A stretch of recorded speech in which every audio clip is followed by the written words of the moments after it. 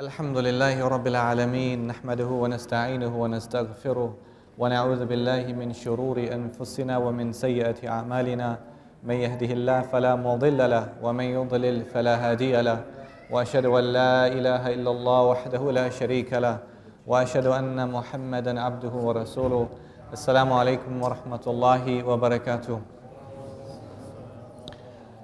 It was in the year 1095 when the Catholic Pope Urban II called for something that we now know as a crusade. It was a declaration, a call in the land of Clermont in France, calling brigands and thieves and knights towards an expedition that came to be known as a crusade. The reasons why that was called by Pope Urban II and then became a formal papal bull and edict calling the Christian crusade, Catholic world to fight in war against the Muslims in Jerusalem is for many reasons. One of them was that there were rumors that were coming from pilgrims, Western pilgrims going to Jerusalem every year, that they were mistreated by the Muslims of that great city and on the way. Meaning they were pillaged and their caravans were attacked, and that information was going back to the Europeans and the Christians, and for that reason they had an incentive, they thought, to recapture Jerusalem from the Muslims. Number two, there was a time, and this is true historically, when the Fatimid Shia Khalif al-Hakim bi Amr Allah destroyed a part of the Holy Sepulchre. Remember, of course, that this is a place that the Christians believe to be the most sanctified, holy place on earth. This is a place where they believe falsely and incorrectly that Jesus died and was buried there before he was resurrected. We believe وَمَا قَتَلُوهُ وَمَا صَلَبُوهُ وَلَكِنْ شُبِّهَ لَهُمْ. He was not killed, nor was he crucified, but it was made to appear thereof. But because this was attacked and it was partly destroyed, they believed that they had some kind of an incentive to go and fight and recapture Jerusalem from the Muslims.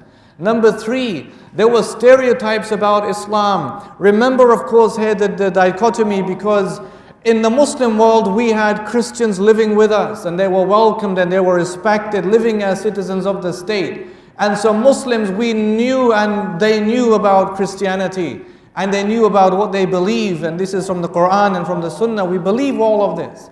But the Christians had no Muslim living in their lands. So they would make up things, stereotypes, images, as if they would say things like, we worship our Prophet Muhammad sallallahu alaihi wasallam. They would say things like, babies are slaughtered in the minbar, in the pulpit, in their mosques. All these crazy beliefs they would attribute to us. And fourthly, and this is a big point here, politically, the Constantine Emperor Alexius Comnenus wrote a letter to the Catholic Pope asking for assistance because the Muslims were intruding. The Seljuk Muslims were intruding. And so he fought for his empire and he asked and appealed for assistance from the Catholic Pope to call the crusade, the Catholic Christians, not the Byzantines, because Constantinople was under the Byzantines, Greek Orthodox, and there was a difference between them. And so he called the Christians for a crusade. And so all these reasons put together, then they believed that they had a justification, legitimate justification to go and travel to Jerusalem, 1 year journey.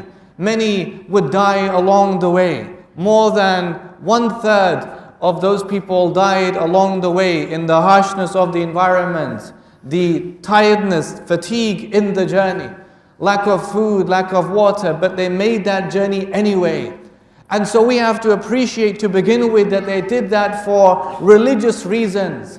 It was not like they went as the Byzantine hordes of yesterday. It was different. There was a religiosity in their experience. They were called Peregrini Milite Christi. They were pilgrim knights of Christ. They traveled with the pilgrim staff and the pilgrim purse. They made a vow, a declaration to do that and to die for God's sake, for Jesus' sake, for God's sake.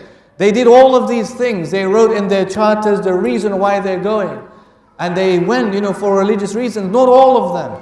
Many of them, they went for land. They went there to settle once they've recaptured Jerusalem, to settle. They had financial reasons. But most of them, I think, went there for religious reasons. And this is one of the reasons why they took the Muslim world by surprise. So when they traveled and they went, these crusaders who went as armed pilgrims, traveling to Jerusalem, they took the city of Jerusalem by surprise. The siege didn't last very long.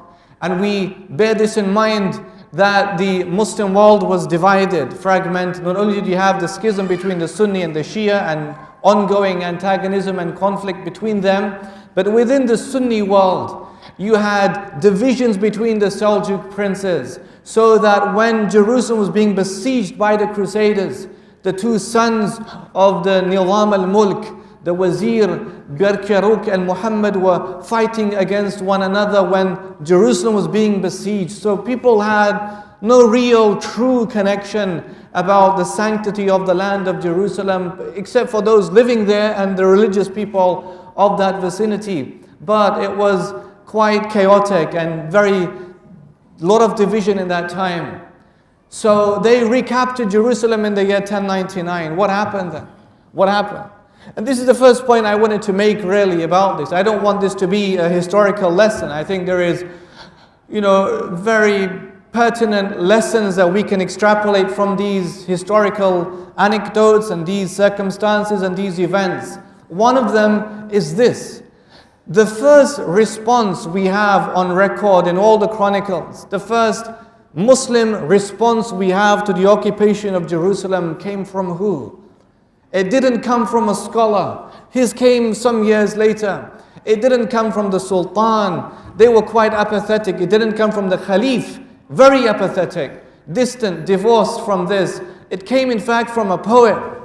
It came from a poet by the name of Abu Muzaffar al-Abi Wardi rahimahullah. He wrote a poem, and that poem now is memorialized in our world until today, where he said in his poem, وَكَيْفَ تَنَامُ الْعَيْنِ مِلْأَ جُفُونُهَا عَلَى هَفَوَاتٍ أَيْقَظَتْ كُلُّ نَائِمٍ وَإِخْوَانِكُمْ بِالشَّامِ يُضْحِي مَقِيلُهُمْ ظُهُورَ الْمَذَاكِ أَوْ بُطُونَ الْقَشَائِمِ وَكَادَهُنَّ مُسْتَجِنَّ بِطَيْبَةٍ يُنَادِي بِأَعْلَى الصَّوْتِ يَا آلَ هَاشِمٍ وَكَيْفَ تَنَامُ الْعَيْنِ. He says, how could the eyes sleep between the lids at a time of disaster like this that would awaken any sleeper, whilst your brothers in Sham are sleeping in the bellies of vultures?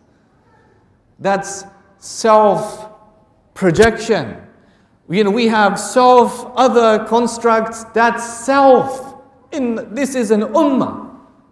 They saw this is an ummah. You have responsibilities towards yourself, protection of yourself. Pain of others is pain in you. This is how they saw it. How could the eyes sleep at a time like this that would awaken any sleeper, whilst your brothers in Sham are sleeping in the bellies of vultures? And this is war, and it's like the one who is lying in his tomb in Medina, sallallahu alaihi wasallam, raises his voice and says, O sons of Hashim. This was an appeal to the Abbasid Khilafah, help, assistance, money, something of assistance, but there was no response. There was no response. No money came, no financial assistance, no large armies of the Khalif in Baghdad came along, nothing. And so it was in the year 1105 that a Muslim contingent on two occasions traveled from Damascus to Baghdad. One of them was led by the chief Qadi of Damascus called Abu Sa'id al-Harawi. Abu Sa'id al-Harawi was Shafi'i Faqih. The chief Qadi of Damascus traveled with a group of people, amongst them Abu Muzaffar al-Abi Wardi rahimahullah and others, and they traveled from Damascus to Baghdad to petition the Khalif for help. They arrived on the day of Jummah on Friday, and they went in one of the reports, they entered the masjid, they broke the minbar. They broke the minbar as to just demonstrate their outrage. This is a big thing that's happening in Sham, whilst these people are just getting on with life, business as usual, business as usual. Now, not only was there no, he recited the poem. This poem I just read, and it's longer than that. He recited the whole poem. Not only was there no real, feeling, and people were not that moved. But the key thing that happened is that the people were threatened with punishment for arriving and disrupting the scene. Because, and this is a key point about buffers. Historically, we'll look at a few of them, but this is the first one I want to mention. How the world sees political buffers. Because as they arrived there, not only was it no help for them, the Caliph threatened to punish them. Why? Because it coincided with the arrival of the Caliph's second wife from Isfahan. It coincided with the arrival of the Caliph's second wife from Isfahan on the same day. So you could see then the contrast here between the merriment and the joy and the occasion of celebration, and these people coming with that bad news. That's a political buffer. And there's been many like that in human history. We remember, if we have a good historical framing of things, in 1966 when there was an uprising in Indonesia. Mark Curtis written an article about this, very good, you should read it, called the Million Dead in Indonesia. 1 million people were killed in Indonesia when this power struggle between Sukarno and Suharto came. And Suharto was not compliant with the IMF regulations. And so there was a coup that was instigated by Britain to have him deposed of, and somebody else comes in place who was compliant with the IMF regulations. In any case, the Indonesians, they rose up and they revolted, but it was crushed. 1 million people were killed in that uprising in 1966. One of the reasons there was no immediate response from Britain, who instigated the whole thing, and the British people, was because it coincided with the fact that England won the Football World Cup in 1966. And so the focus then was on achievement and celebration rather than it being on something that was negative. 1968, 2 years after that, you had the event in Vietnam in the My Lai massacre. Anybody who knows a bit about the My Lai massacre, a good book to read called 4 Hours in My Lai, about what the Americans did in this poor village of peasants, farmers, peasants, people just minding their own business. And the Americans came and they shot everyone to death, killed everybody, and stuffed them in trenches. They killed babies, everything that moved, wildlife, they killed everything. In My Lai, 1968. Now by the time that information came back into America, and it was a bit of a delay in it, but by the time it was 1969, and what happened? America lands on the moon. Now because America lands on the moon, all the focus now is on the celebration and the moment of a big merriment, and congratulations for that. Nobody wants to know, in fact, about what happened in My Lai. And this is how we are distracted as people. Stefan Hessel just died last year. What did he write in his very seminal work, Time for Outrage? He wrote in that was one of the key inspirations behind the Occupy Wall Street movement in America, that small pamphlet of a book. He wrote that book at the age of 93, Jewish, as a Jewish individual. He survived Auschwitz, survived the Holocaust, and then lived in French resistance movements in his entire life. And he wrote that book at the age of 93 as a testament for, people after him. This is his last words he wanted to write before he died, and he died last year. But what did he write in his book?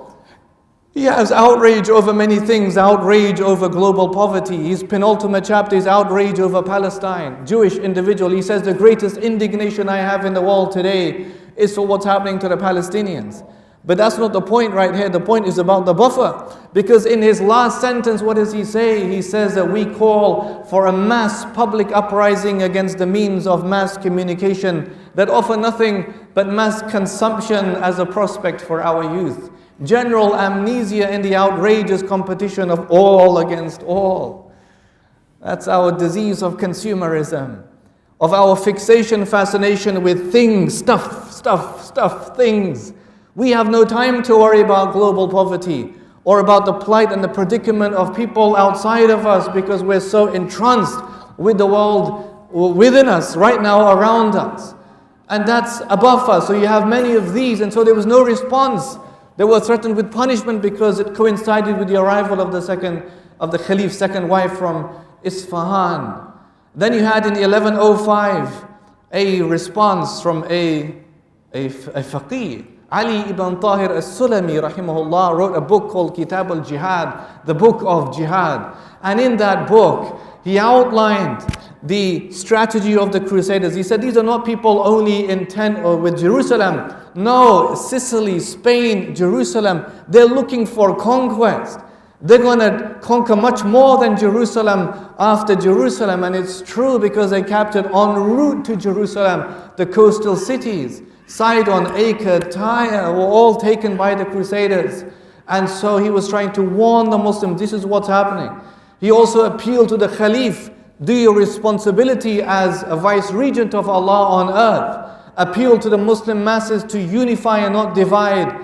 And it was really a big, a very, very important text that he wrote in that year. But you see what happens, my dear brothers and sisters in Islam, there was no response.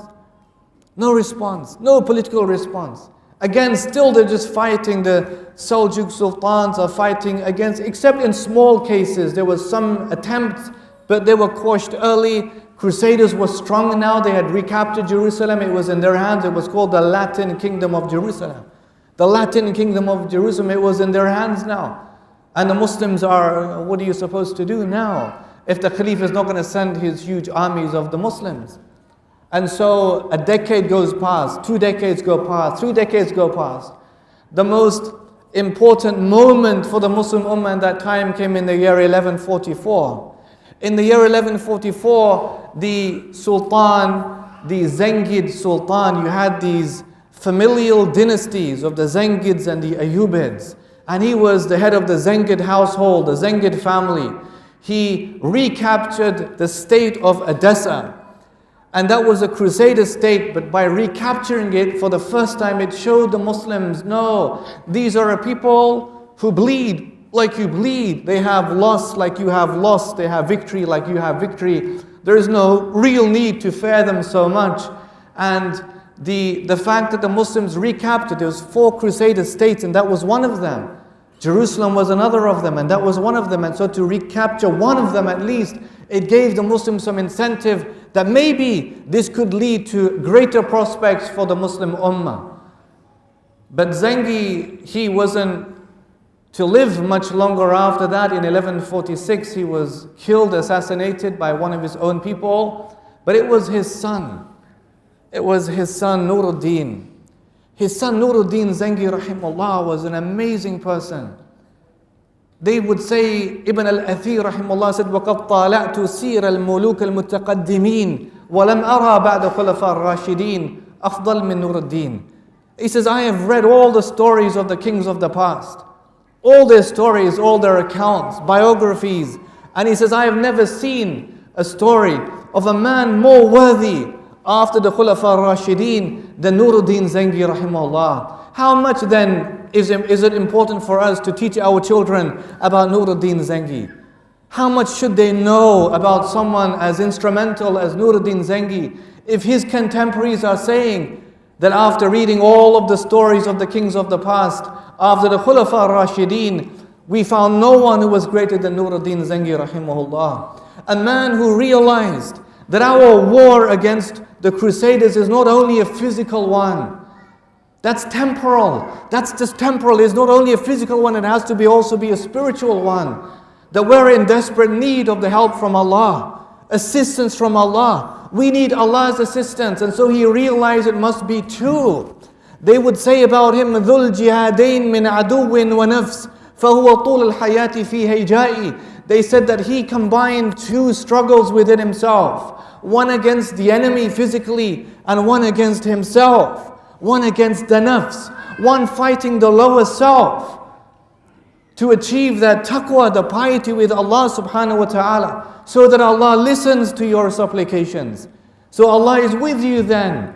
That's how he was, a man of principle, a man of honor. A man who would pray Qiyamul Layl and command others to pray Qiyamul Layl. A man who would fast often. That's how he was described, as someone who would fight in the day and he would fast in the day and he would pray in the night. That's how he was described. There was a time, in fact, subhanAllah, where early on in his reign he used to charge people high taxes to make payments for stipends, and he would charge high taxes. One of his, Ibn al-Athir relates this, and he says one of the people come along, poets come along, and they say, Ya Nur al-Din, ماذا تقول إذا وقفت بموقف فردا ذليل والحساب عسير وتعلقت فيما الخصوم وأنت في يوم الحساب مسلسل مجرور وتفرقت عنك الجنود وأنت في ضيق القبور موسد مقبور يا نور الدين أو نور الدين ماذا تقول? What are you going to say? What are you going to say? When you stand alone before Allah and your accountability on that day will be hard. What are you going to do? What are you going to say, Nuruddin, if you're lying in your grave and your armies will desert you?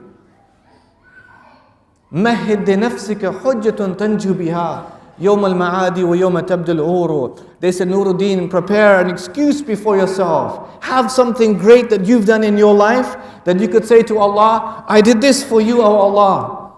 And what he's trying to say to him, lower your taxes. Lower your taxes. Irham. Mercy, have some mercy on the people, lower your taxes. And on account of that poem, he reduced his taxes.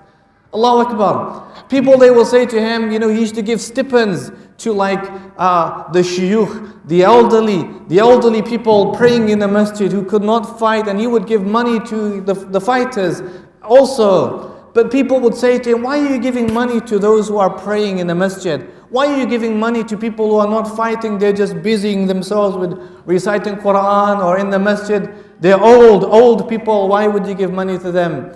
He said to them, Inni la ara. I do not see victory illa bihaula, except with those people. I don't see victory except with those people. He said, why would I transfer money from a people yuqatiluna anni, who fight on my behalf for me, when they don't see me? When they don't see me. And transfer that money to another people who only fight for me when they see me, with arrows that sometimes hit and sometimes miss. Whereas the arrows of the others never miss their targets, meaning their prayers to Allah. Their supplication to Allah never misses their target, Allah subhanahu wa ta'ala. And so he really embodied the spirit of Islam, of honesty and decency and good living, frugality over greed. If we learn this in our deen, the importance of frugality over greed, you would see how it would transform us as a people. Not gluttony, but frugality over greed. This is what he showed and how he taught the people and how he showed the people. So, Nuruddin, there are two important dates I want you to remember. One is 1131 and the other is 1137.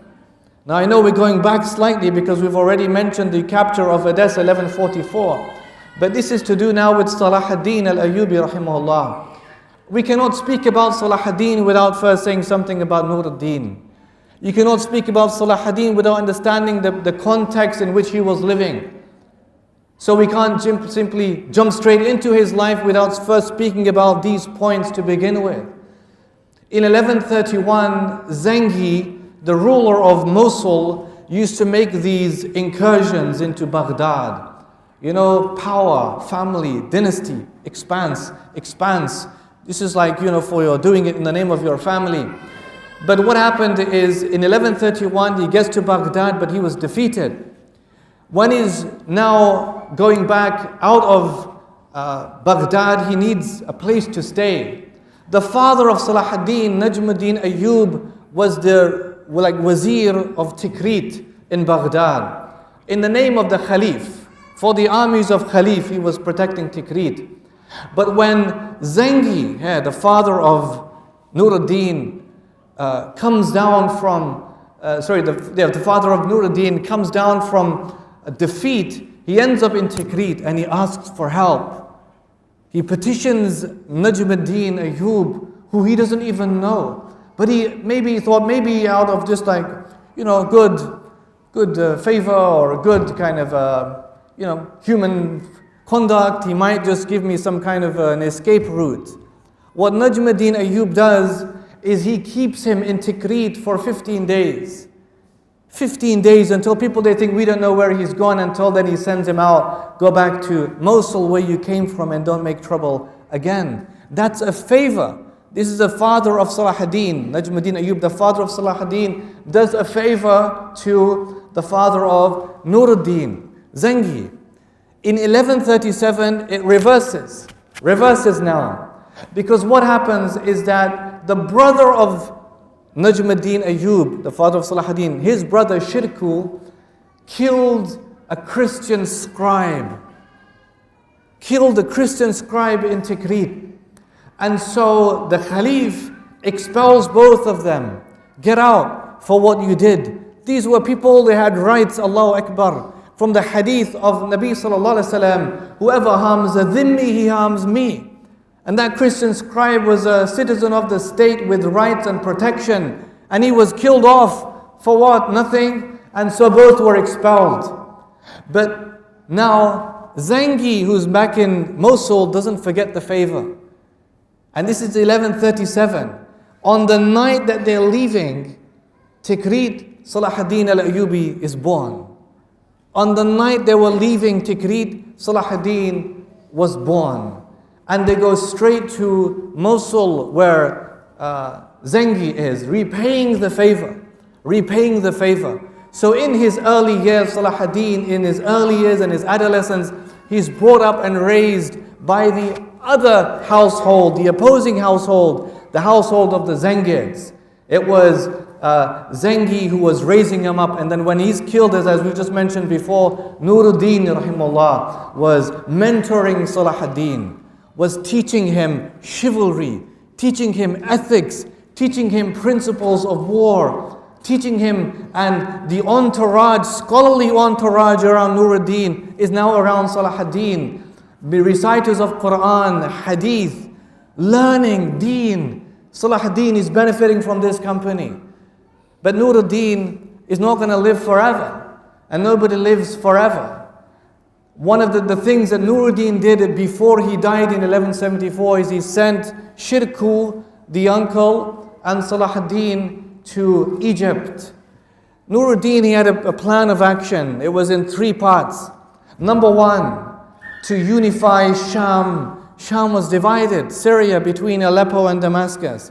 And they realized there's no way you could defeat the Crusaders with a divided Syria, because the Crusaders would come and just pick it off. You got to unify yourself, come together, and then we have a force. We have strength against the Crusaders. Number 2 was defeat of the Fatimid Shia in Egypt, because they would oftentimes ally themselves with the Crusaders against the Muslims.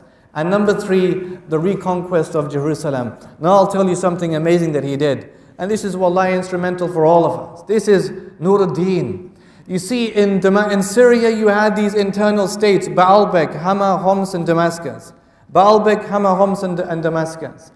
And in these states, from the days of Nizam al-Mulk, who was the wazir of the Seljuk Sultan, died just before the Crusaders arrived. Now you know about Nizamiya because the madrasas today are named after him. The Nizamiya madrasas in India, in Pakistan are named after him, and also in the Arab world, named after him, Nizam al-Mulk. Now what happens is that in these internal states of Hama, Homs, and Damascus and Baalbek, you had madrasas. You know what Nuruddin does? He does this. And this had really a pivotal effect in the prospects for the jihad in that time. What he does is that he ensures that in these centers of learning, these schools of learning, the people are learning Fada'il al-Quds, Fada'il al-Sham, Fada'il Dimashq. They're learning about the virtues of Jerusalem and the virtues of Sham, the virtues of Damascus. Because it's an obvious point, but look at how he enacted it. Why on earth, they believed, why would people travel all the way to Jerusalem and fight and defend a city, maybe die in that city, settle in that city, if they don't know about the importance of that city? They don't know why Sham essentially is important. And so they began a process, some were written before, the Crusaders even arrived, like Al-Raba'i, Al-Wasiti. These were early books on Fadail al-Quds, and some were written in the 1150s by As-Sam'ani and others. Fadail al-Sham, Fadail al-Quds, about the virtues of Jerusalem. Hadith. ألا وإن الإيمان إذا وقعت الفتن بالشام. Indeed, the Prophet of Allah said, indeed that when the fitan strikes, faith, Iman is in Sham. Ya Tuba lisham, Ya Tuba lisham, Ya Tuba lisham. Oh, glad tidings for Sham. Oh, glad tidings for Sham. Oh, glad tidings for Sham. وَبِمَا ذَلِكَ Ya Rasulullah. And what is that for, Ya Rasulullah? تِلْكَ مَلَائِكَةُ اللَّهِ بَاسِطُوا أَجْنِحَةَ عَلَى الشَّامِ. Those are the angels of Allah that wrap their wings around Sham. Hadith. لا تزال الطائفة من أمتي منصورين لا يضرهم من خذلهم حتى تقوم الساعة. Will always remain a party from my ummah, manifest upon the truth, victorious until the end of time. In one narration that you will find in these books of Fadail, where are they, Ya Rasulullah? In and around Damascus. One narration in and around Quds. One narration in Sham. And so the focus therefore was in that part of the world. And these hadith were used to stimulate the people, the yearning for Jerusalem. And we know what Allah says in the Quran. أعوذ بالله من الشيطان الرجيم. بسم الله الرحمن الرحيم. سبحان الذي أسرى بعبده ليلا من المسجد الحرام إلى المسجد الأقصى الذي باركنا حوله لنوريه من آياتنا.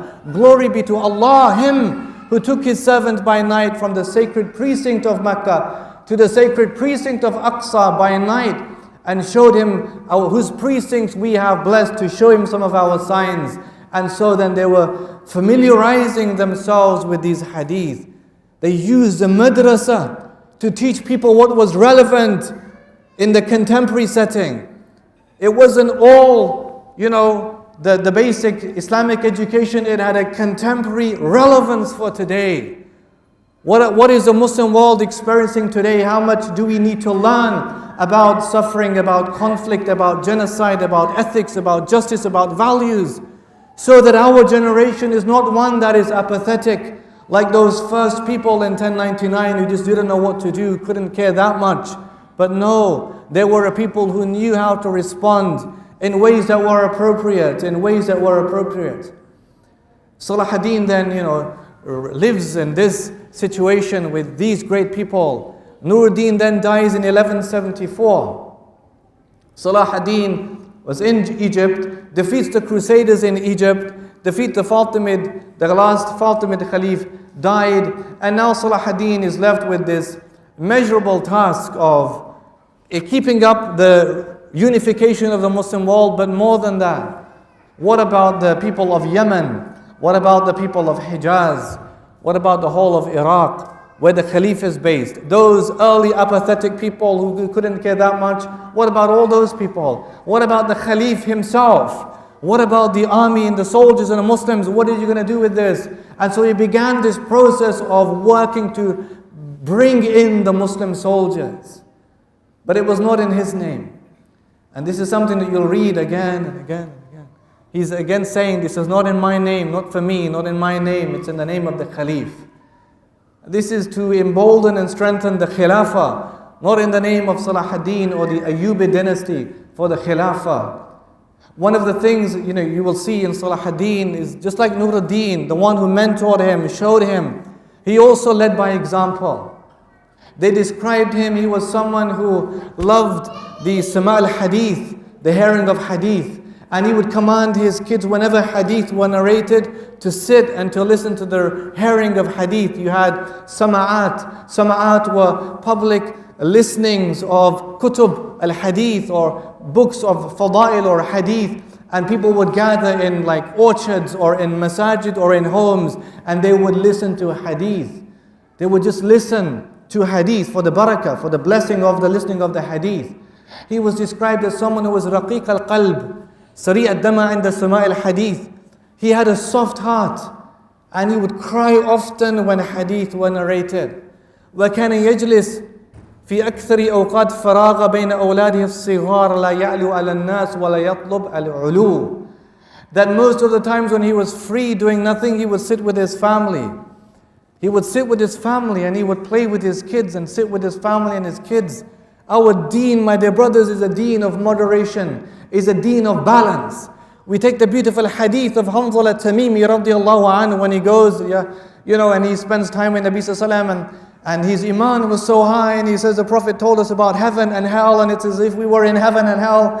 And then he comes out and his iman plummets slowly like it does for all of us. And so he leaves, and then he says, فَضَحِكْتُ وَلَعِبْتُ. I laughed and I played with my family and my kids, and so my iman was affected. What is happening here? Half an hour ago we're with the Prophet of Allah, our iman is so high, and now half an hour later our iman is asleep going down because we're just mucking around with our families and our kids. He gets out of his home, he goes and finds Abu Bakr radiallahu anhu, he says, Ya Abu Bakr, what is this? He says, don't worry, it's happening, it happens to all of us. He wasn't happy, he goes and finds the Prophet of Allah and he says, Ya Rasulullah, what is this has happened? He says, Ya Hanzala, لو كنتم كما تكون عندي لصافحتكم الملائكة على فرشكم أو على طرقكم. He says, Hanzala, if you are with me in that same state always, if you're always in that same state that you are with me of iman, even the angels will come and give you salamu alaikum when you're in your beds or you're in the streets. He says, no, Ya Hanzala, sa'atun wa sa'ah. He said, Ya Hanzala, sa'atun wa sa'ah. He says, Hanzala, an hour for this and an hour for that. An hour for this and an hour for that. Balance. Right? Kids have needs. Didn't the Prophet of Allah, when he's going to the house of Sahabi and he says to my younger brother, he says, Ya Aba Umair ma fa'ala Nughair. Ya Aba Umair ma fa'ala Nughair. Aba Umair, what's up? What's up with your sparrow? The small boy would play with the sparrow. But you see the wisdom. Nabi Sallam never made him feel excluded. It was inclusive. You're also involved as part of our ummah construct. You have a need right now. You're small. Your biggest thing in your life is to play with the sparrow. I will also show you the importance of the sparrow by asking you, where is your sparrow? What is up with your sparrow? Not that the Prophet of Allah is not interested in a sparrow, but just to show the boy that there is inclusion. You're also welcome and part of us. Beautiful wisdom. And so Salahudheen is exemplifying this, that he has his time for his kids and he has his time for the work of the ummah, the work of unification, repelling the crusaders. He was known as someone, he fed the crusaders. William of Tyre, one of the most important chronicler of the crusaders, Christian chronicler, William of Tyre, he said, any ascendancy in the power of Salahudheen was a cause of suspicion in our eyes, for he was a man who was valiant in war, brave, wise in counsel, and generous beyond measure. And generous beyond measure. This is a crusader saying that about him. He's on the other side of the fence, fighting against him, writing down what they're seeing. Wise in counsel, generous beyond measure, and valiant in war. Courage, shuja'a. Shiddatul qalb fil ba's. That's our definition of courage. Shiddatul qalb fil ba's. Having the strength of a heart, the strength of your heart in a moment of difficulty and despair, despondency, hardship. This is not new, this is Quranic. Models of bravery and courage. From the Quran, we go back, look at Musa alayhi salam and Fir'aun. Fir'aun is taunting, mocking Musa. Ya Musa, inni la'adhunnuka ya Musa mashhura. I see you, Musa, you're just possessed. You're a man affected by magic. What does he say in response to him? Musa alayhi salam, what does he say? Wa inni la'adhunnuka ya Fir'aun mathbura. And I see you, Fir'aun, as someone who is destroyed already. And look at just the simple dialogue between the tyrant and the prophet, the tyrant and the messenger. But you can see the courage and the bravery in the discourse between the prophet and the tyrant. The magicians of Fir'aun. فَأُلْقِيَ السَّحْرَةُ سُجَّدًا قَالُوا آمَنَّا بِرَبِّ هَارُونَ وَمُوسَى. The magicians of Fir'aun who, when they saw what happened with the stick of Musa alayhi salam, وَمَا تِلْكَ بِيَمِينِكَ يَا مُوسَى قَالَ هِيَ عَصَايَ. It's a stick. Allah teaches us tawheed, oneness of Allah. إِنَّ اللَّهَ عَلَى كُلِّ شَيْءٍ قَدِيرٌ. Through a stick. Allah has power over all things through a stick. A stick. If we didn't know what that stick could do in the beginning, what is Allah asks, what is in your hand, O Musa? He says, it's a stick. But then he speaks, and I bring down the branches with the stick, and I lean on the stick, and I have other uses for the stick. But Allah never asked him, what is he doing with the stick? Allah does not ask him, what are you doing with the stick? Allah just asks you, what do you have in your right hand? But look at the wisdom here. Not only for Musa that he's able to now speak with Allah, but if we didn't know what that stick was before, we wouldn't know what that stick was later on. And that's the whole point. So they bow down into Allah and sujood to Allah, and they say, we believe in the Lord of Harun and Musa. قَالَ آمَنْتُمْ بِهِ قَبْلَ أَنْ You believe in him قَبْلَ أَنْ آذَنَ لَكُمْ Before I've given you permission to believe in him. I will cut off your hands and your feet from opposite end. وَلَتَعْلَمُنَّ أَيُّنَا أَشَدُّ عَذَابًا وَأَبْقَى Wallahi, the Quran teaches us the psychology of all people. All people. Imam Ahmad rahimahullah used to say that if you want to know about yourself, read Quran, because you will find yourself in the Quran. You will find yourself in the book of Allah. Allah has described you perfectly. Allah has described the zalim, the insane, the psychopath. Fir'aun was a psychopath. Psychopathology in our world, in the words of Robert Ward, and there's others of course, but what they say at least is that the psychopath is the one that has no human empathy, and he has a callous disregard for the rights of others. So in the frame of these two, then at least we would say, well, Fir'aun, he had no human empathy, and he had a callous disregard for the rights of Bani Israel, for others. Psychopath. وَلَتَعْلَمُنَّ أَيُّنَا أَشَدُّ عَذَابًا وَأَبْقَى You will know now which one of us two is more severe and more lasting in punishment. The Mufassirin, they say either he's saying him and Musa or him and Allah. Either he's saying him and Musa alayhi salam or him and Allah. Which one of us is most severe? They only understand the power of violence, only the power of brutality, only the language of brutality. That's all they understand. It's never about goodness, ethics, virtues, values, justice, peace. No. The more you can kill sadistically, then the higher you are, because people will respect you because of that. Sadistic people would respect you because of that, but not decent, fair-minded people. No. But they say, فَقْضِ مَا أَنْتَ قَاضٍ إِنَّمَا تَقْضِي هَذِهِ الْحَيَاةِ الدُّنْيَا Just do whatever you decree whatever you want. We will not prefer you, although the clear proofs come to us. Decree whatever you wish to decree, because you're only decreeing the life of this world. It's an exemplary model of courage, of bravery. And so the Muslims, they were looking back at these models. Fir'aun, Musa alayhi salam, from the Salaf. Look at Sa'id ibn Jubayr rahmatullah alayhi with Hajjaj ibn Yusuf al-Thaqafi. Look at the narrative, the discourse, the dialogues, in the correspondences between Qadi al-Fadil, who was the scribe, who was the administrator for Salahudheen, writing letters, some of which were sent to the Crusaders. Look at the dialogue, the response. Salahudheen later on to Richard I, King Richard, Al-Qudsu lana kama huwa lakum, bal huwa a'zamu indana mimma huwa indakum. He says, Quds, Jerusalem is for us like it is for you, but it's more important for us than it is for you. The dialogue. Sa'id ibn Jubair says to Hajjaj ibn Yusuf, when he cornered him about to execute him, what does he say?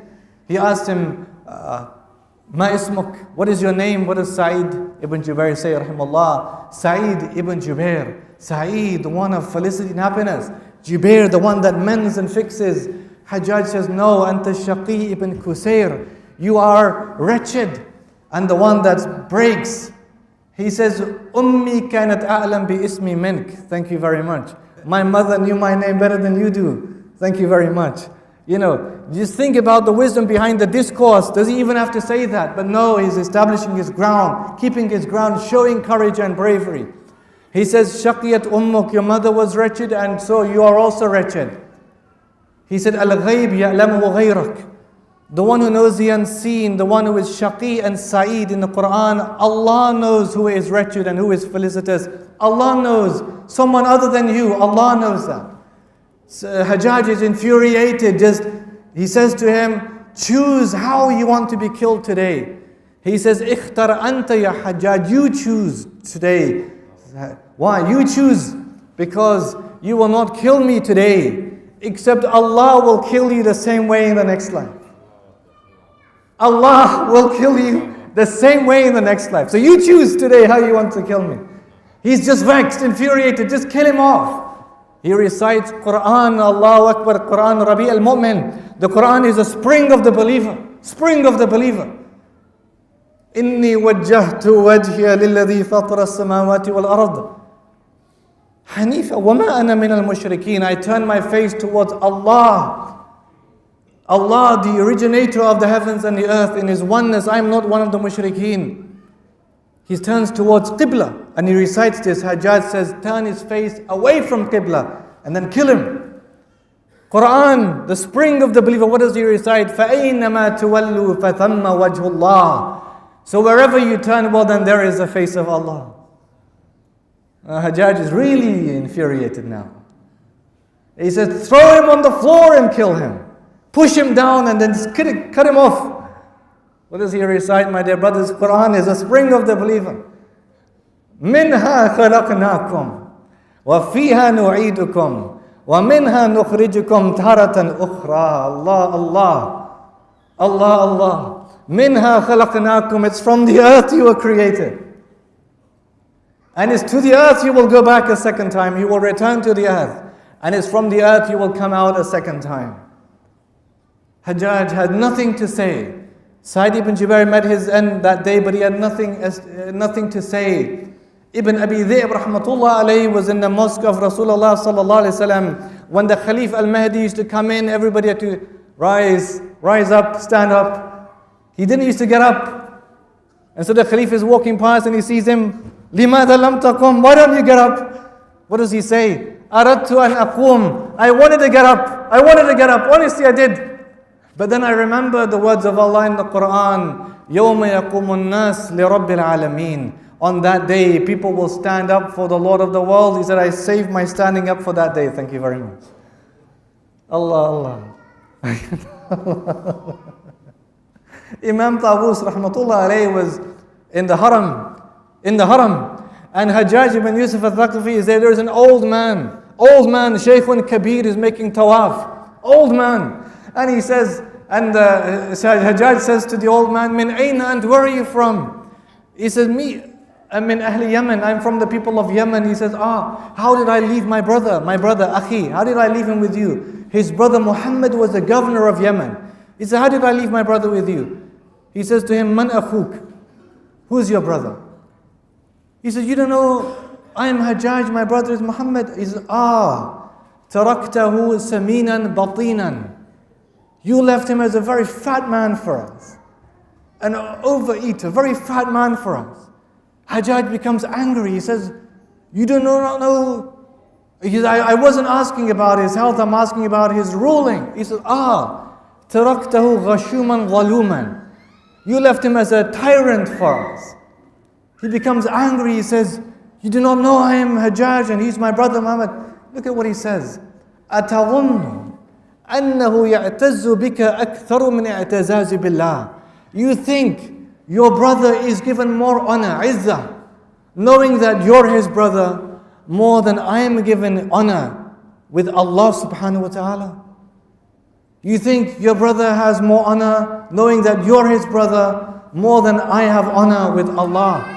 This is really how they were in that time. And so the purpose was to exemplify this model of courage and bravery, and Salahudheen, he sought to do that, and people, even the non-Muslims, William of Tyre, respected him for doing that. Focus. Just like Nuruddin rahimahullah had a focus, 3-point plan: Jerusalem, unification, and defeat of the Fatimids. Salahudheen had the same.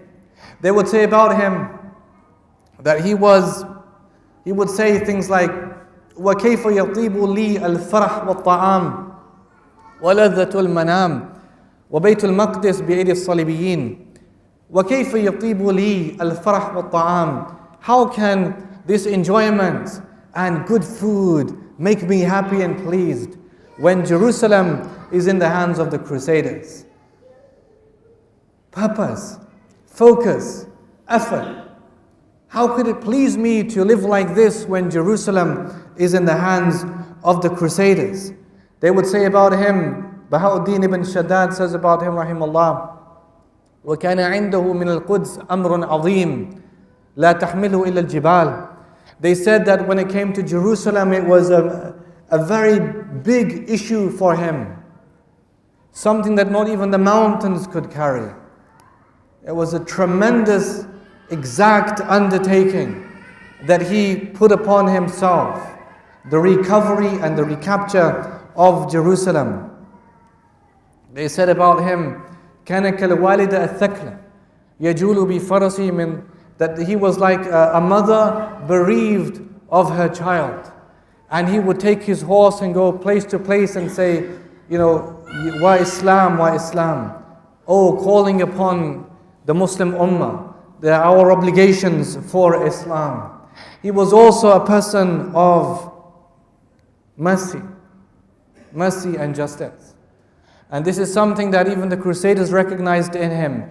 Mercy and justice. Let us take one anecdote here. There was an occasion, Jazakumullah khairan, thank you so much.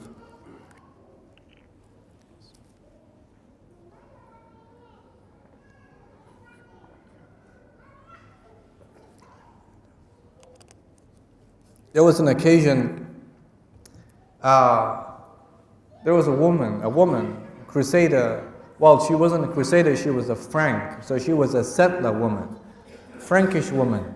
Not all were crusaders, because crusaders were those who came to fight, and Franks were just those who settled after decades and decades, new generations of people. She was a Frankish settler.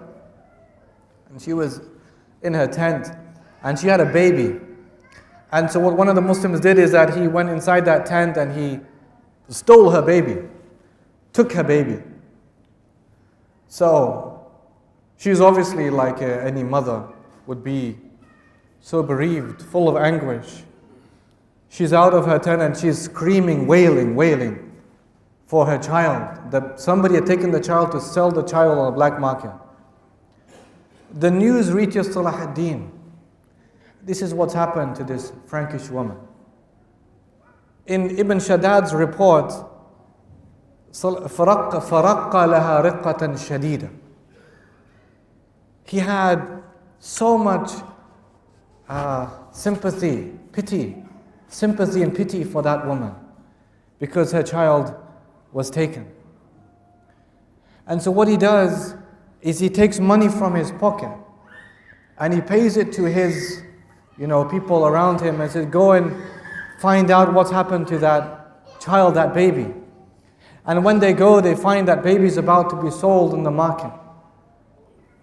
They take that money that Salahudheen gave them and they give it to that, to bring back the child back. But Ibn Shaddad, this is the key point here, Ibn Shaddad says that I saw Salahudheen and that woman standing together and they're both crying. And they're both weeping. They're both crying. Both the woman and Salahudheen are both crying over what's happened to that woman. We are not beasts, my dear brothers. We are not beasts. We are not beasts. We're not cruel beasts. Allah made us an ummah of rahmah, of peace, of mercy. Not only Allah is Rahman Rahim, our beloved Rasul sallallahu alaihi wasallam, وَمَا أَرْسَلْنَاكَ إِلَّا رَحْمَةً لِلْعَالَمِينَ. We do not send you, O Muhammad sallallahu alaihi wasallam, except as a mercy for the whole of mankind, for all people.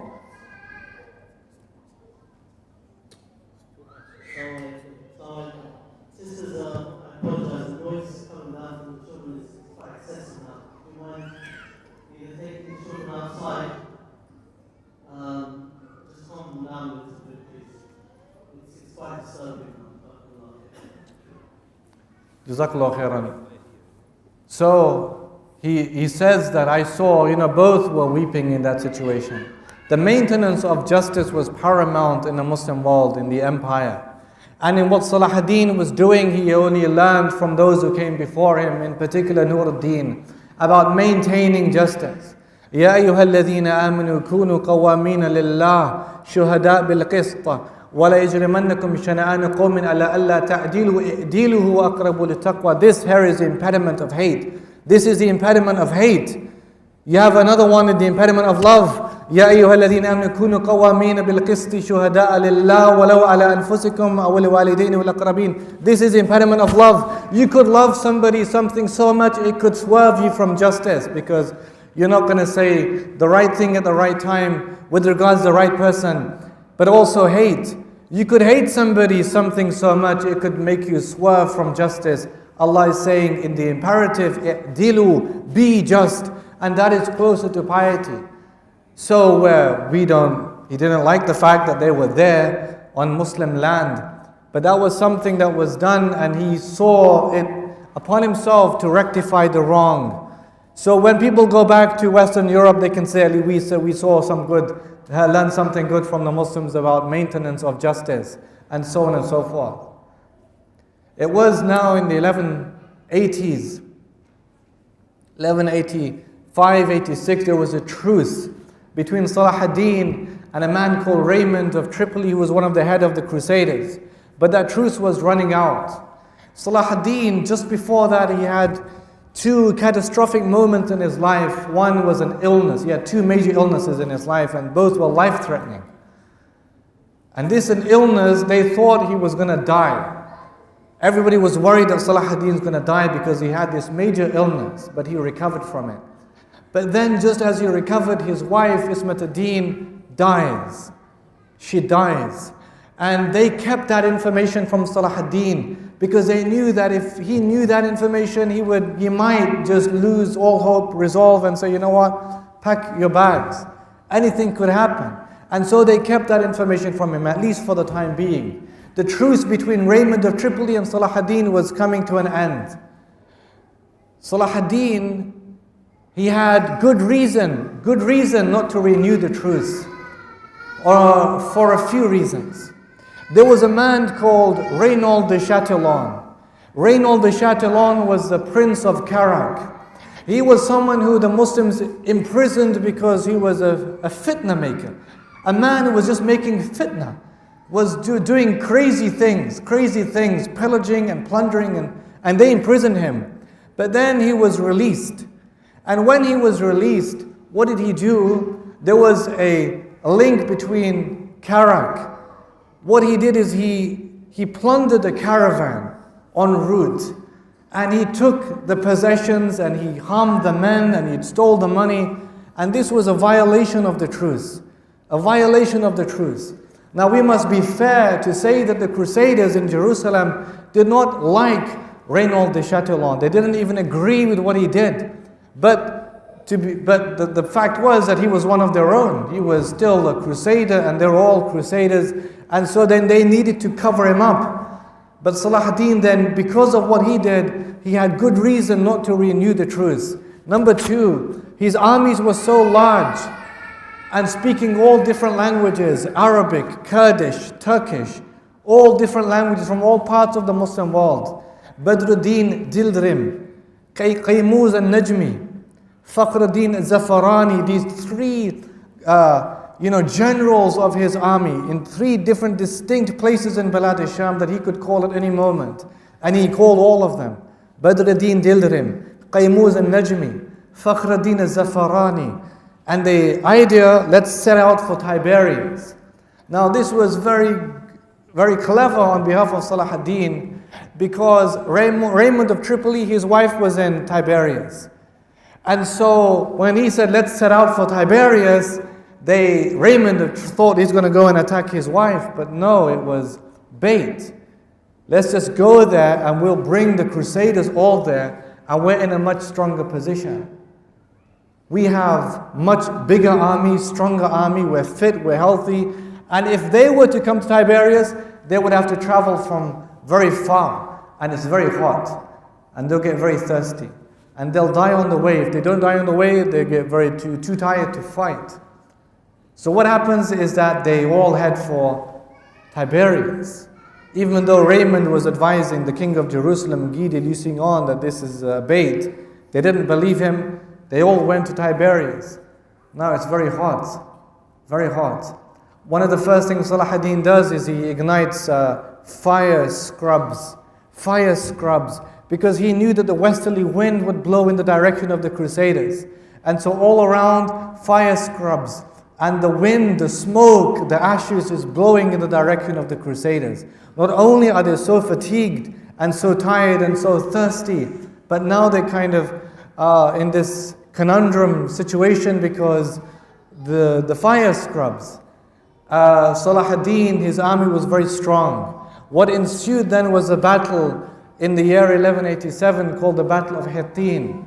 This battle, the Battle of Hittin, Ibn al-Athir rahimahullah says after the great early battles in Islam, there was no battle that was greater for the Muslims than this battle.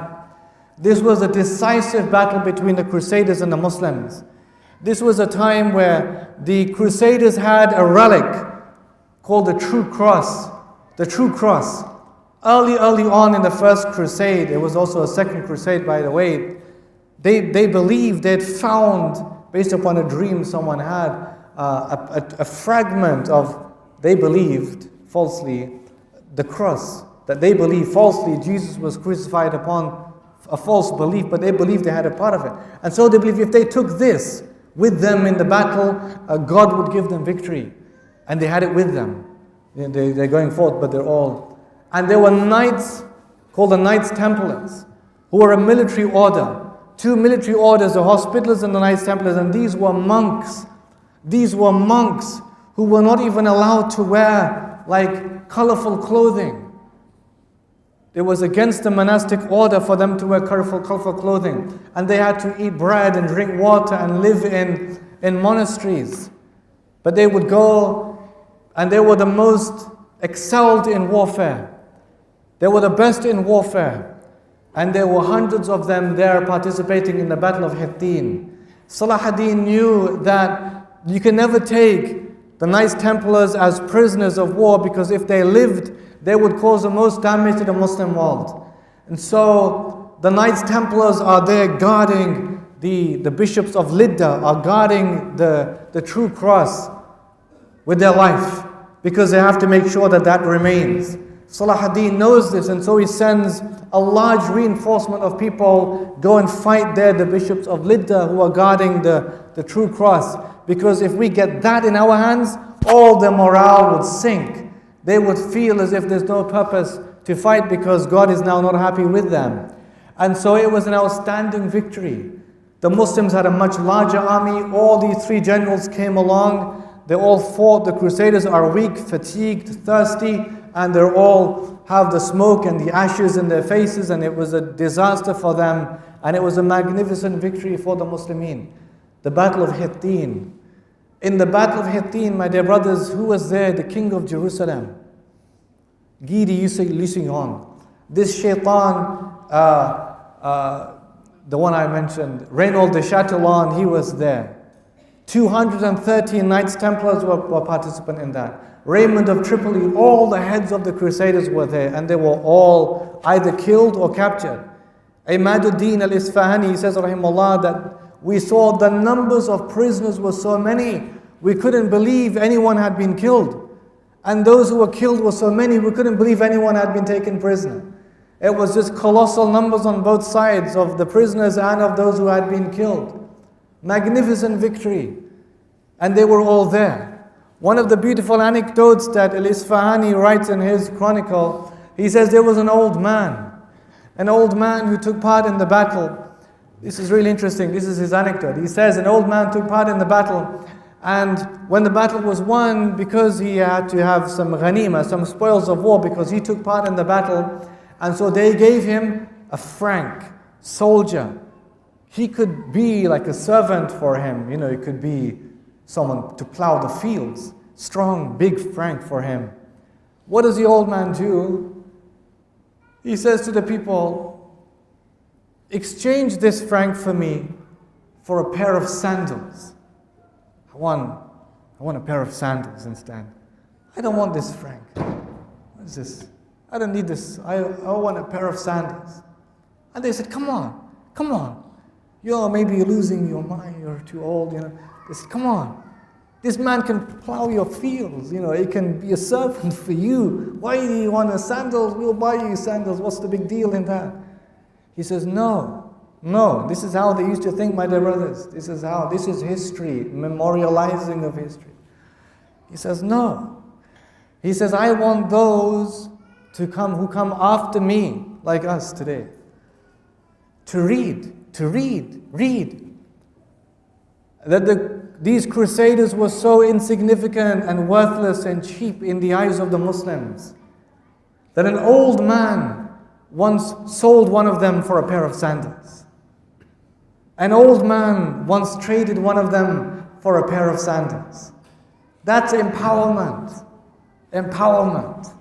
Emboldening the ummah. Empowering the ummah. One of them was exchanged for a pair of sandals. What happened is Salahudeen, when all the prisoners were there, King of Jerusalem, Reynold de Chatillon, Raymond of Tripoli, all of these are there. Salahudeen, he approaches the King of Jerusalem. This is king and king, king and king. And he invites Guy de Lusignan to Islam. But he doesn't accept Islam. In any case, he gave him some water to drink. After a hot day of fighting, have the water to drink. He drank from the water. Beside him was the shaitan, Reynold de Chatillon, and he gives the cup of water to drink to Reynold de Chatillon. He says, you have a sip of water. And then he began to gulp and gulp and gulp from the water. Salahudeen then speaks and says, in our custom, a king doesn't kill a king. Kings don't kill kings. And nor do we kill the one that we've just given water to. Because in our custom, water is like an offering of hospitality and peace and protection. We don't kill the one that we've given water to. So him, the king of Jerusalem, he's a king, and a king doesn't kill a king. And I gave him water to drink. I didn't give you water to drink. You gave him the water to drink. Isn't it? You gave the water. I didn't give the water to drink to him. He invites Reynold de Chatillon to Islam. Aslim. Accept Allah. Your life is saved. No. Arrogance. Pride. No. And so he takes his scimitar and he separates his arm from the shoulder. And then he pushes him towards the others and they execute him. Each of those 230 Knights Templars were executed that day. Just like he promised. That none of them can be left alive because of the damage they do to the Muslims, because of had excelled in warfare and carrying of arms. And then the king of Jerusalem sent into exile. It was a magnificent victory for the Muslims. What's left then? Jerusalem. But also the Crusader states. And Salahudeen is left in this predicament. What does he do first? Try and take the coastline of Sham or Jerusalem? The heart is saying Jerusalem, but in essence the mind would have been the Crusader states, because if you don't take them, you always leave an avenue open for the Crusaders to launch another attack against you. In any case, he went for Jerusalem. Now look at this, what happened in Jerusalem. Jerusalem has no king, because the king now is captured and taken into exile. A man called Balian of Ibelin, who fought in the Battle of Hittin but he escaped, was riding back to Jerusalem because he knew that Jerusalem is next. In Jerusalem is his wife Maria Komnena and her children. And what he wants to do is enter Jerusalem, take his wife and her kids out of Jerusalem, and then just go and live a life somewhere else. And the crusade business is finished for him. But he needs guarantee from Salahudeen that this could happen. He sends a letter or a detachment, something to Salahudeen asking for permission. Salahudeen agrees. He says, I give you permission on one condition: you don't ever raise up arms against me. Never pick up the sword against me ever again. I will let you and your wife and her kids leave Jerusalem. He says, perfect. He gets to Jerusalem. What happens? The patriarch of Jerusalem, in Jerusalem, petitions Balian of Ibelin and says, look, now we have no king of Jerusalem. you are going to be the de facto ruler, king of Jerusalem. You're going to defend this city. He says, no, I have a deal, a contract with Salahudheen. I would never raise up arms against him. I'm going to take my wife and kids out of this country. Thank you very much. He says, what are you talking about? He says, all the deals, contracts you make with the disbelievers, meaning the Muslims, they don't count for anything. They're not even valid in our religion. So don't have to worry about that anymore. Don't worry about not taking arms against anybody. He's stuck. So he has to defend Jerusalem, but he still has the issue with his wife and her kids. He sends another letter to Salahudheen and says, look, I can't keep the deal with you anymore. I'm going to defend the city of Jerusalem, but I'm still going to ask you, can my wife Mary Kamnina and her kids leave Jerusalem? What do you think Salahudheen says? He says yes. But not only does he say, yes, they can leave, women and children is not our affair, my dear brothers. Wallahi, women and children are not our affair. We do not target women or children in anything. He says they can leave. Well, not only that, when they're leaving Jerusalem, he showers them with gifts, clothing and gifts and toys and clothing to show this is our deen, my dear brothers. This is our deen. We will defend, we will fight to retake Jerusalem. That is our haqq, our right. But we will not exceed, we will not do evil things you did to us in 1095 when you took Jerusalem from us. Slaughter. Ibn al-Athir rahimahullah says when they took Jerusalem in 1095, up to 70,000 Muslims were killed in that city. 70,000 Muslims were killed in that city. One of the Christian chroniclers, Albert of Aachen, this is not Muslim propaganda, this is a crusader saying this. He's writing in his German chronicler, Albert of Aachen. He says that we crusaders used to take babies and swing them and smash their skulls on the walls. They had this thing they would say, dus wollt, dus wollt, dus wollt, dus wollt, which meant God wills it, God wills it, God wills it, God wills it. It's all good because God wills it to happen. Dus wollt, God wills it, God wills it. They would do everything. Carnage, slaughter, killing everything, except the farmers they needed because they didn't know how to, agriculture for the land. They had to keep them alive so that they could work the land, the fields for them. But it wasn't the same. When he arrived at Jerusalem, the siege didn't last. It lasted a week, if I remember, not that long, until it was breached. There was a breach in the wall, and then Balian comes out and he knows that he has to make terms with Salahudheen. And the terms were this, that they have to pay a ransom, 10 dinars for a man and 5 for a woman, and then 2 or 1 for a child. 10 and then 5 and then 1, if I remember.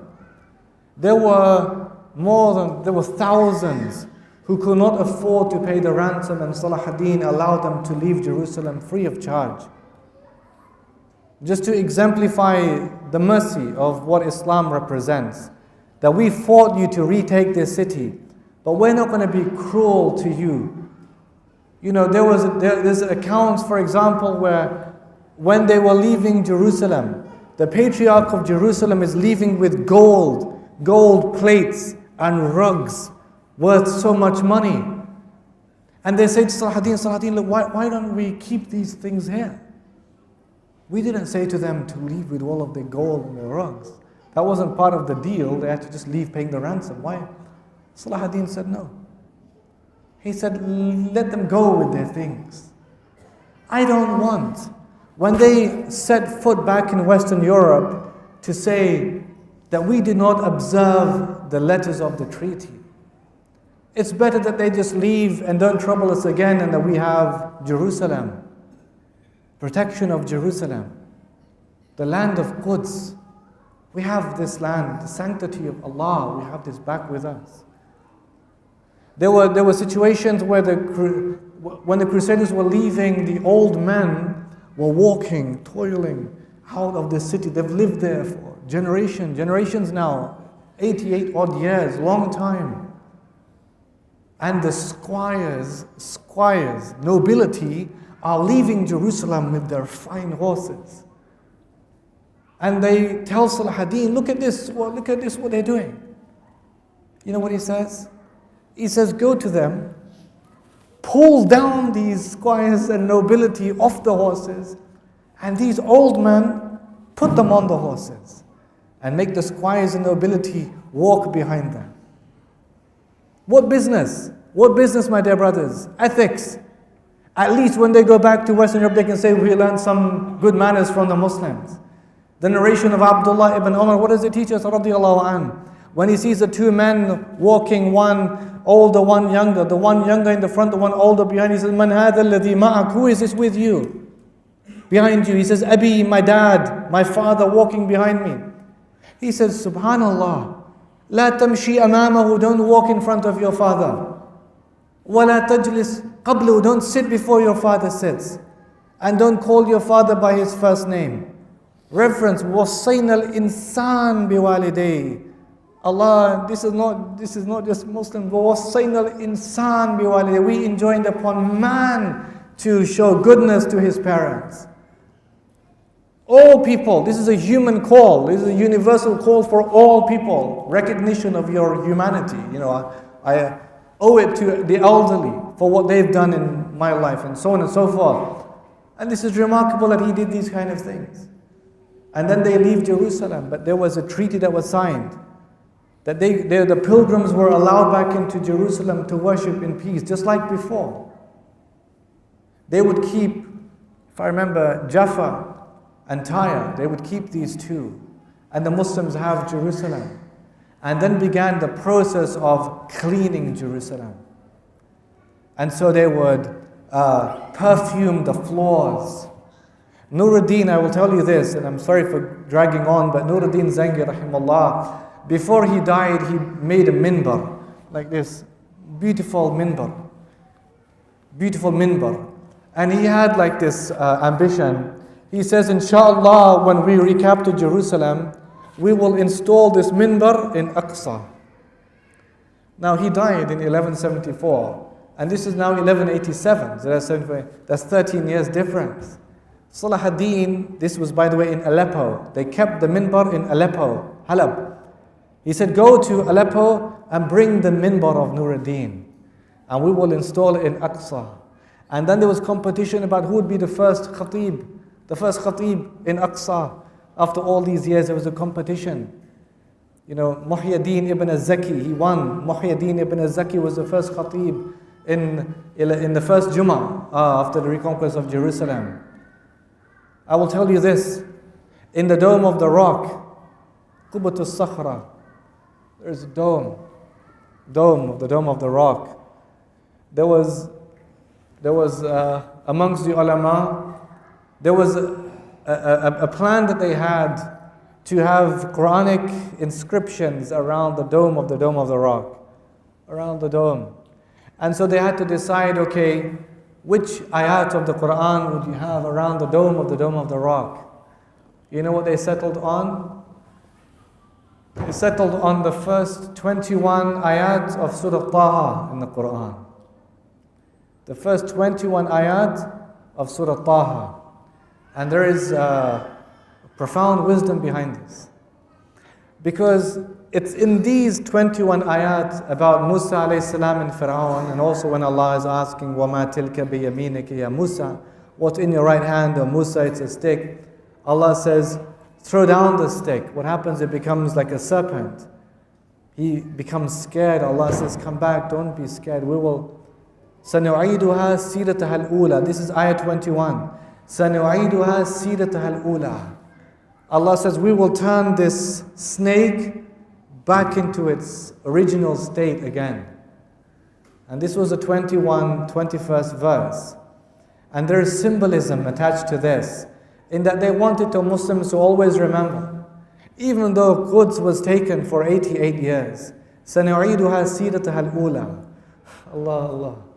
You know, just like the stick of Musa alayhi salam, Allah reverted it back to its original state.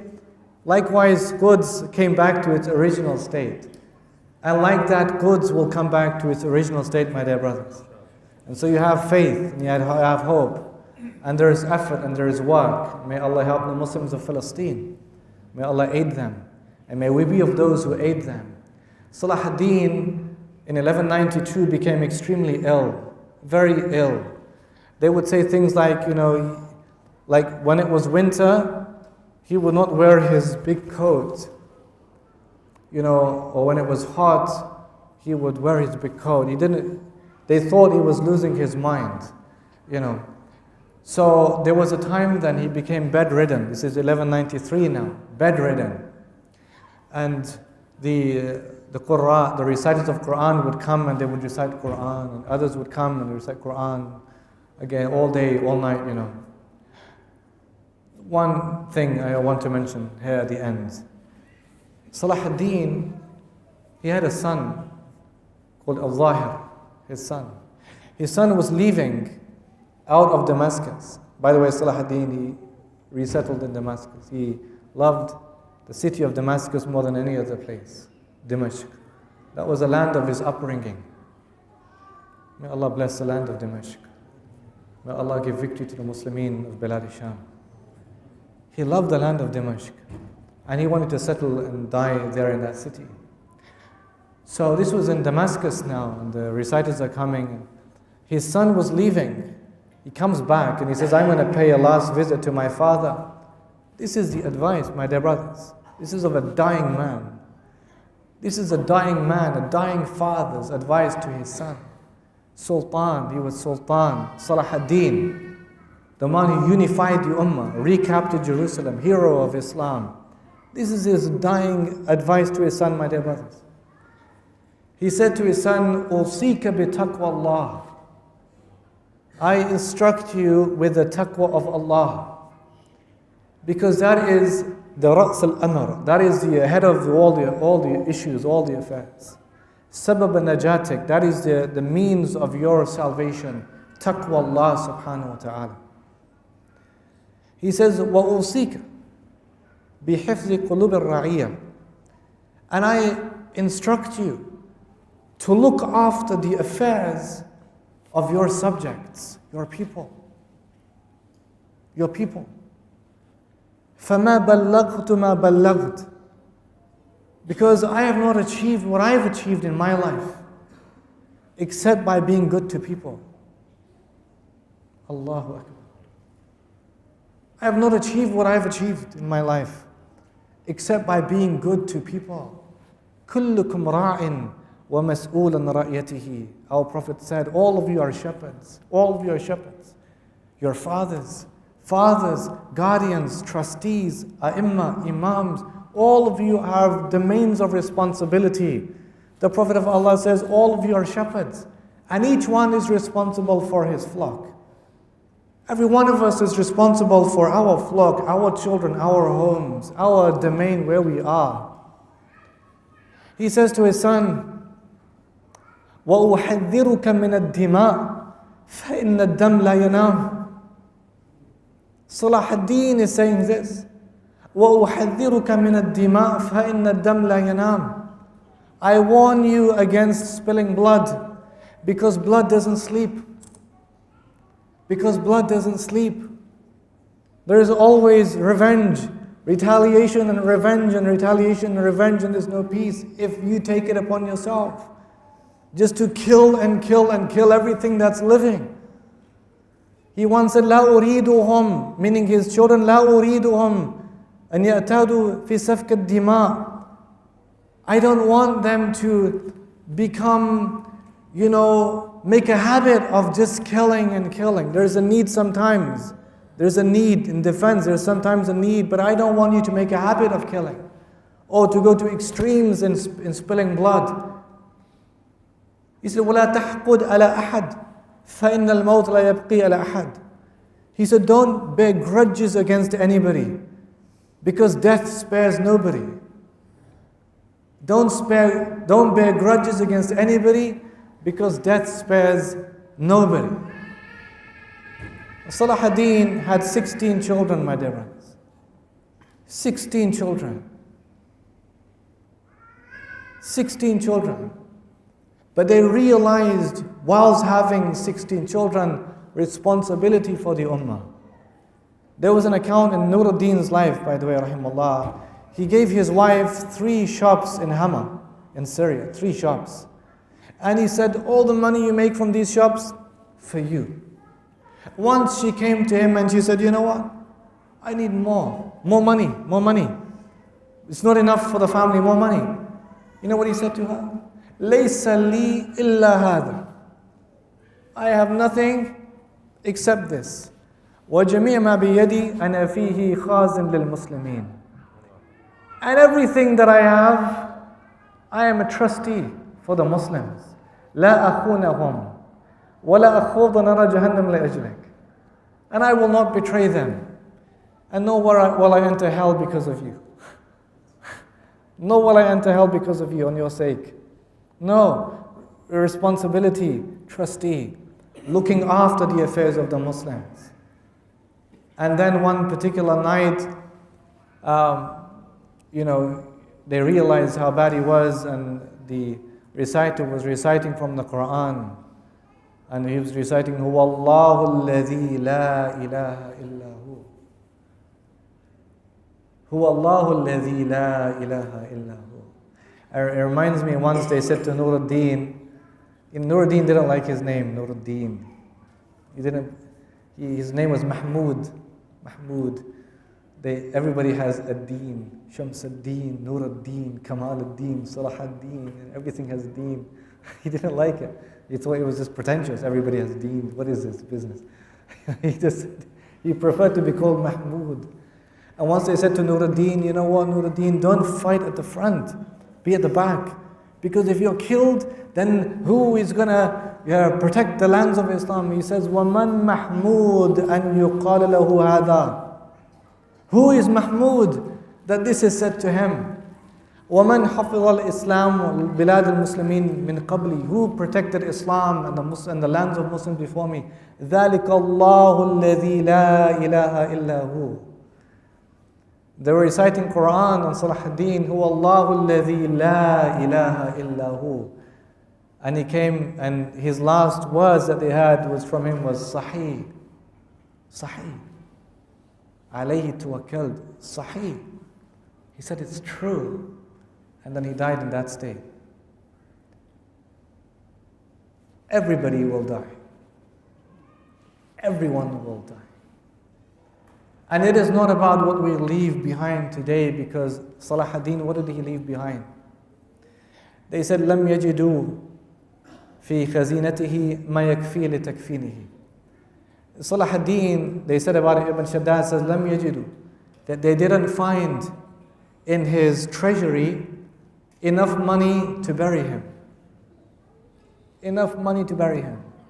They didn't have money for the shroud that came from Al-Qadi Al-Fadil, gave them money for the shroud. They did not have enough money for the straw to line his tomb. That money was provided for. He left in his treasury 1 dinar and 47 dirham. 1 dinar and 47 dirham. The man who took the palace from the Fatimid Khalif. They said, we just saw gold everywhere. But he took nothing for himself. A man who recaptured Jerusalem but took nothing for himself. No. That's not what we take with us in the next life, my dear brothers and sisters in Islam. No. It is about, like they advised Nuruddin, مَهِّدْ لِنَفْسِكَ حُجَّةٌ تَنْجُو بِهَا. Prepare for yourself an excuse before Allah for the day that you meet Him subhanahu wa ta'ala. And so he realized then it was about his deeds, about his a'mal, about his actions, not about these small temporary stuff, the stuff that we gloat over in this world. No, that is musibah for us. May Allah have mercy on Salahudheen. May Allah have mercy on Nuruddin. You know, I will end by saying this. I know I've said this many times, but I will end inshallah by saying this. Yeah, you remember we said right at the beginning, the first book that was written called Kitab al-Jihad by Ali ibn Tahir al-Sulami. He died in the same year or the year after, if I remember. 1105, 1106, he died. People didn't really pay that much attention to his book. But in 1187, the year of the reconquest of Jerusalem, in the Sama'at, in the hearings of hadith, they brought out the book of who? Ali ibn Tahir al-Sulami. The author who 80 odd years before wrote that book, it was his book. Although in the Islamic tradition there's been much more bigger, important books with the same title, Kitab al-Jihad, Abdullah ibn Mubarak's very famous text, Kitab al-Jihad. But they wanted to use his text because he sowed the seeds, but he didn't see them cultivate. But they cultivated at the end of the day. And that is also his work, his effort.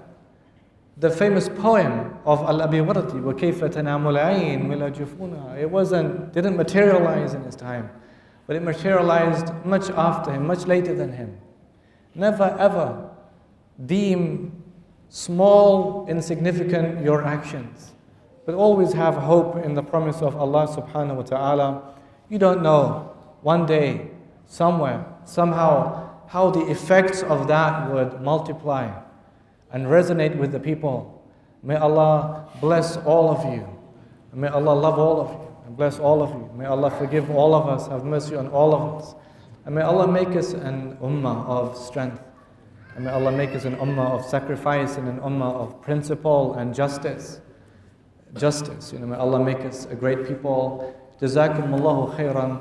سبحانك الله وبحمدك أشهد أن لا إله إلا أنت أستغفرك وأتوب إليك والسلام عليكم ورحمة الله وبركاته.